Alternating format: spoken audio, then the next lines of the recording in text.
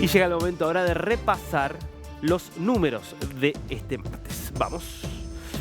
Y este es el primer número, 78% la suba de las emisiones de dos gases contaminantes, de dos gases de efecto invernadero en China en los últimos 10 años.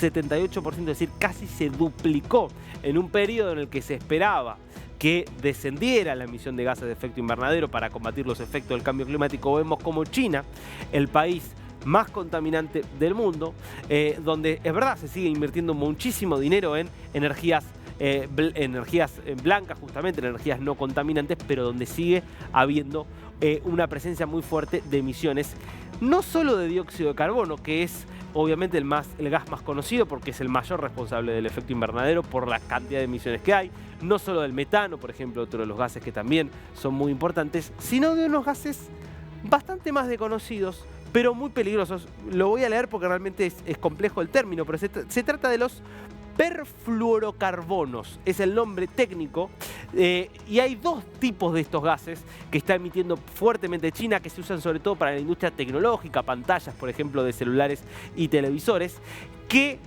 y esto es lo importante, tienen un efecto mucho más potente que el dióxido de carbono, en términos de que encapsulan mucho mejor el calor, con lo cual el impacto sobre el aumento de la temperatura promedio es mayor, pero además son mucho más difíciles de eliminar, tardan mucho más en eliminarse, lo que también termina exacerbando el efecto invernadero.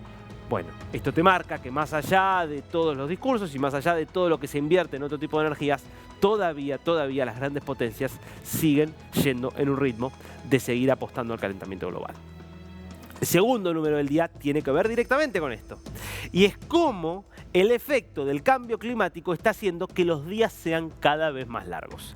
No lo notamos porque estamos hablando de milisegundos, pero esto está ocurriendo. En concreto, ustedes saben, la duración de un día está dada por lo que tarda la Tierra en girar sobre su propio eje. Esto es aproximadamente 24 horas. No es exacto. Por eso tenemos, por ejemplo, años bisiestos que buscan emparejar justamente esos desniveles muy pequeños que se producen. Ahora, lo que era, por ejemplo, que en la era preindustrial un aumento de la velocidad, mejor dicho, de la duración del día de 0,3 milisegundos por siglo, 0,3 milisegundos por siglo era lo que en promedio terminaba aumentando la duración de un día en la era preindustrial. En los últimos 20 años, fíjate cómo creció hasta 1,33 milisegundos por siglo. Esto te está marcando, de vuelta, cómo el cambio climático impacta, en este caso a través de la suba del nivel del mar, que modifica el ritmo de las corrientes, y el propio funcionamiento de las corrientes, al verse modificado, hace que la duración, entonces, o lo que tarda la Tierra en girar sobre su propio eje, sea un poquito más. Esto genera entonces que los días sean más largos. Fíjate vos hasta dónde llega el impacto del cambio climático. Pasamos a las caras, ¿te parece?, de este martes. Y la primera es la de Robert Kennedy Jr. Estamos hablando de el tercer candidato a presidente. Obviamente, como sabemos, la política estadounidense es profundamente bipartidista, pero hay otros partidos que habitualmente no tienen demasiado protagonismo, pero que de repente lo terminan teniendo. Ocurrió, por ejemplo, en la elección de 1992 con Ross Perot, que termina, bueno, sacándole varios votos a George Bush padre y facilitándole el triunfo, en ese caso, a Bill Clinton. Bueno, en este caso, las encuestas marcan que en algunos estados, Robert Kennedy Jr., ex demócrata, pero vuelto candidato independiente, podría ser una elección digna. ¿Cuánto? ¿3 puntos? ¿4 puntos? ¿5 puntos? Habrá que verlo y habrá que esperar. Pero lo cierto es que este hombre, que es, recordemos, hijo de Bobby Kennedy, el senador asesinado en el año 68, y sobrino de John Fitzgerald Kennedy, el presidente asesinado en el 63, él mismo no tenía hasta ahora protección del servicio secreto. ¿Por qué?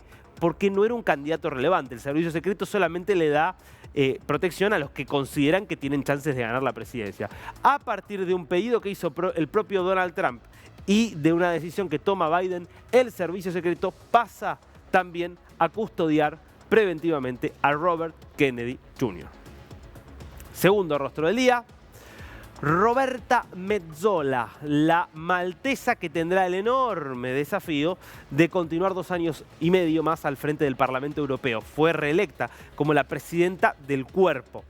No confundir aquí con la presidenta de la Comisión Europea, que es el poder ejecutivo que tiene Europa, que va a ser por otro periodo Ursula von der Leyen, sino de quien está a cargo de organizar las sesiones de la Eurocámara, alguien que lo viene haciendo teniendo que hacer muchas veces equilibrio y va a tener que hacer mucho más equilibrio ahora, que está realmente más enrarecido el clima en el Parlamento Europeo, sobre todo después de elecciones en las cuales, si bien volvió a ser la fuerza más votada, la centro-derecha, lo que le permitió a von der Leyen ser reelecta, hay mucho más peso de grupos bastante más extremistas, con ideas bastante más diferentes y reactivas a muchas de las iniciativas que toma la Unión Europea. Así que desafío que tendrá por 2 años y medio más Roberta Metsola al frente del Parlamento Europeo.